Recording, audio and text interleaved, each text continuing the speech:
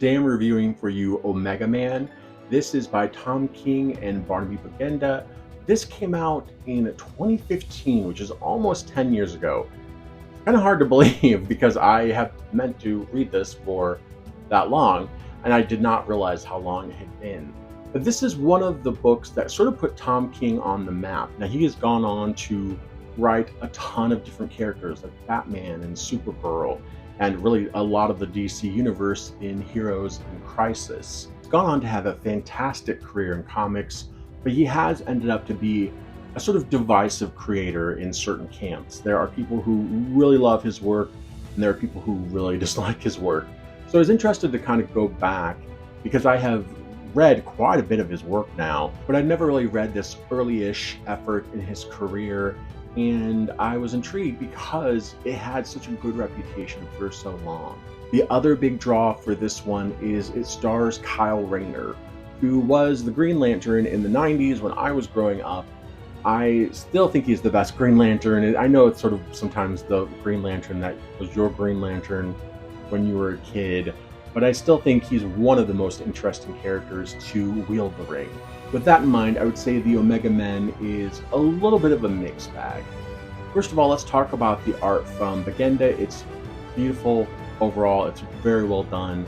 I really like the expressiveness of it. The coloring in this book is fantastic. Sometimes his art can get a little too characterized for my taste, where it kind of becomes grotesque caricature in a way. Like it's just certain scenes where the face just feels too cartoony for the general vibe of the story and the rest of the art. But it's a pretty minor complaint. Overall, I think the storytelling here is really solid and I really enjoy it. This book liberally uses the 9-panel grid. This is something that Tom King has become very well known for. He loves the 9-panel grid. It is something that a lot of people who have read Watchmen should be familiar with. That is one of the most famous usages of the 9-panel grid. This is a 12-issue miniseries, so what that means is that this doesn't use all 9 panels. It breaks it up quite a bit, actually. There are pages and pages that don't follow that format, but there are enough of them that it does make it a little bit of a chunkier read than your typical comic book these days, which sometimes can take as little as 5 minutes to read because the art is such a focus and there's not a lot of dialogue. But Tom King stuff tends to be a little bit more dialogue heavy. In this story at this time, Kyle Rayner is the White Lantern. There was this whole thing with the Green Lanterns and having all these different colors of the spectrum that represented different emotions. I was really into that storyline at the time, but this time Kyle was the White Lantern. He had mastered the whole spectrum, so he had, a white costume essentially. He goes to this alien planet system to try to help because there are these warring factions, and he ends up in a complete quagmire, and he ends up being the hostage of the Omega Men and basically forced to join them. The planetary politics at play here are pretty complicated, especially for a relatively short comic book series, a 12-issue maxi series.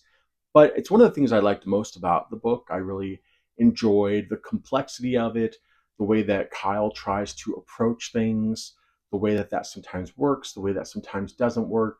So as a story overall, I mean, this entire sort of arc was a good sci-fi story. I really enjoyed it. As a Kyle Rayner fan, I did not particularly love this book. And this comes back to, I think, what is probably one of Tom King's biggest criticisms, and I think it's a pretty fair one, in that he doesn't really take a character and put them in a story or build a story around them.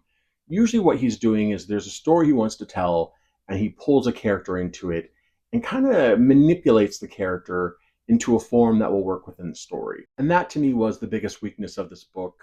Kyle Rayner is here, but kind of really only in name only. Kind of feels like Tom King just wanted to use his background, which is that he lost his girlfriend shortly after he got his powers.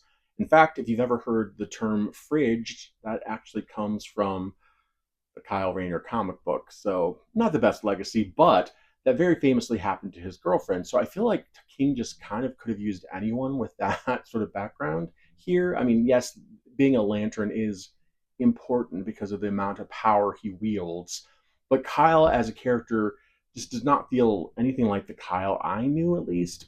Now, that being said, I don't know if that is necessarily a fault of Tom King's writing because there have been multiple continuity reboots. So I don't even know exactly who Kyle is in this new continuity because when DC rebooted DC Rebirth, I felt like they kind of stole a lot of Kyle's personality and gave it to Hal Jordan, who to me never really had that much of a personality. Again, don't come at me. I'm sorry, Hal Jordan fans, but that was just my perception of the comic books that I have read of Hal Jordan's at the time. So if you're not a Kyle fan, I don't think that will phase you at all. You'll just get a good sci-fi adventure with some cool character designs, cool world building. I definitely would not recommend this. I think if you are a Kyle fan, you should just know going in that this is just sort of Kyle Rayner.